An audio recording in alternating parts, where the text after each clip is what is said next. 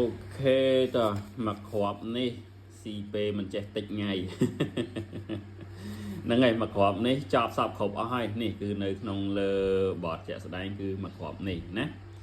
គឺចប់សពគ្រប់អស់ហើយលែងមានអីត្រូវនិយាយជាមួយវាទៀតហើយការប្រើប្រាស់មុខងារការវាស់កំហូចការរៈពេលវាខូចមិនគឺនិយាយអស់ហើយ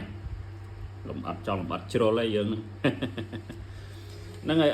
បន្តមកទៀតយើងនឹងចាប់ផ្ដើមនិយាយចូលតាក់ទងជាមួយនឹងអាមកគ្រាប់ពណ៌បៃតងនេះស្អីគេ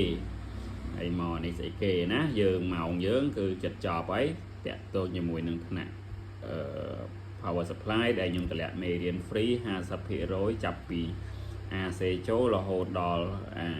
នេះកង់ដង់450នេះ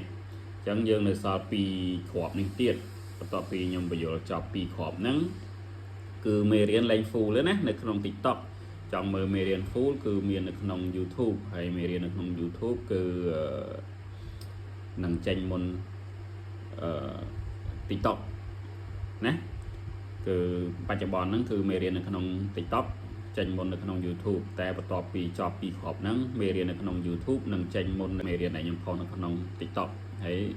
full នៅក្នុង YouTube គឺ full ក្នុង TikTok អត់ full ទេហើយ full មេរៀនមួយចំនួនគឺសម្រាប់តាសិស្សដែលចុះឈ្មោះរៀនទេបានមើលឃើញសម្រាប់សិស្សដែលគាត់អត់ទាន់បានចុះឈ្មោះរៀនទេគឺគាត់នឹងមើលអត់ឃើញទេណាអញ្ចឹងយើងបានដើរបានឆ្ងាយហើយនេះតាំងពីចូលនេះរហូតដល់នេះចប់សពគ្រប់បន្ទាប់មកខ្ញុំនឹងនិយាយបន្ទាប់នៅវីដេអូបន្ទាប់ខ្ញុំនឹងនិយាយបន្ទាប់តាក់ទងជាមួយអាគ្រាប់ពណ៌បៃតងនេះជាមួយនឹងគ្រាប់កង់ដង់នេះមិនបានគេដាក់គ្រាប់កង់ដង់452គ្រាប់នឹងជាប់គ្នាតែមុខងារវាមិនខុសគ្នាមិនពីនឹងហើយអាបៃតងនេះគេហៅស្អីមុខងារវាមិនណាអរគុណជួបគ្នានៅវីដេអូបន្ទាប់